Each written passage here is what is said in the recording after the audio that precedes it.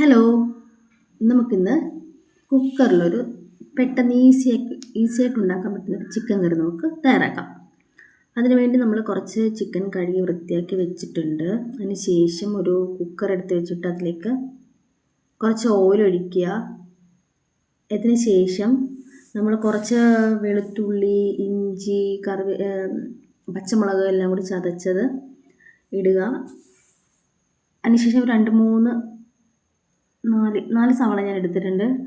അതെല്ലാം നന്നായിട്ട് സ്ലൈസായിട്ട് അരിഞ്ഞത് അതെല്ലാം കൂടി ഇട്ട് നന്നായിട്ട് കുറച്ച് ഉപ്പ് കൂടെ ഇട്ടിട്ട് നന്നായിട്ട് വഴറ്റുക. ഈ മസാല, അതായത് നമ്മുടെ ഇഞ്ചി വെളുത്തുള്ളി പേസ്റ്റും സവാള എല്ലാം കൂടെ നന്നായിട്ടൊന്ന് മിക്സാക്കിയതിന് ശേഷം നമ്മളൊരു ചെറിയ തക്കാളി എടുത്ത് വെച്ചിട്ടുണ്ട്.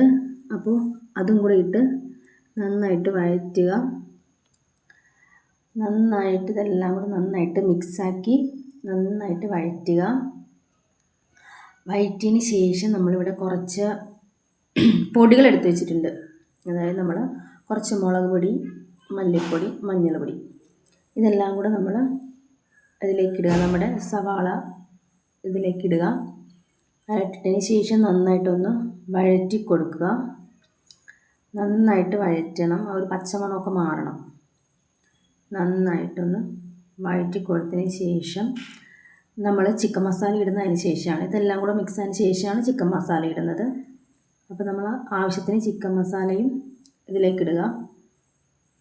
എന്നിട്ട് ഇതെല്ലാം കൂടെ നന്നായിട്ട് മിക്സാക്കി കൊടുക്കുക. അതിന് ശേഷം എല്ലാത്തിനും മിക്സാക്കിയതിന് ശേഷം മസാല എല്ലാം പിടിച്ചതിന് ശേഷം നമ്മൾ കഴുകി വൃത്തിയാക്കി വെച്ചിരിക്കുന്ന നമ്മുടെ ചിക്കൻ കഷ്ണങ്ങളെല്ലാം കൂടെ അതിലേക്കിടാം. എന്നിട്ട് എല്ലാം ചിക്കനിൽ പിടിക്കണം, മസാല എല്ലാം നന്നായിട്ട് ചിക്കനിൽ പിടിക്കണം. ആ രീതിയിൽ നന്നായിട്ട് മിക്സാക്കി വെക്കുക. അതിന് ശേഷം നമുക്ക് കുറച്ച് വെള്ളം വേണമെങ്കിൽ ചേർക്കാം. വെള്ളം വേണ്ട, സാധാരണ ഞാനെങ്കിലും കുറച്ച് വെള്ളം ചേർത്തിട്ടുണ്ട്.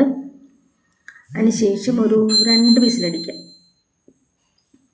2 വിസിലടിക്കുമ്പോഴത്തേക്കും നമ്മുടെ ചിക്കൻ കറി ഇവിടെ റെഡി ആയിട്ടുണ്ട്. ജസ്റ്റ് ഒന്ന് സ്റ്റൗവിൽ വെച്ച് ഒന്നുകൂടെ ഗ്രേവി വേണ്ടെങ്കിൽ ഒന്നുകൂടെ വറ്റിച്ചെടുത്താൽ മതി. ജസ്റ്റ് ഒരു തിളയൊക്കെ വരുമ്പോഴത്തേക്കൊന്ന് സ്റ്റൗ ഓഫ് ചെയ്യാം. ട്രൈ ചെയ്യുക. Okay, thank you.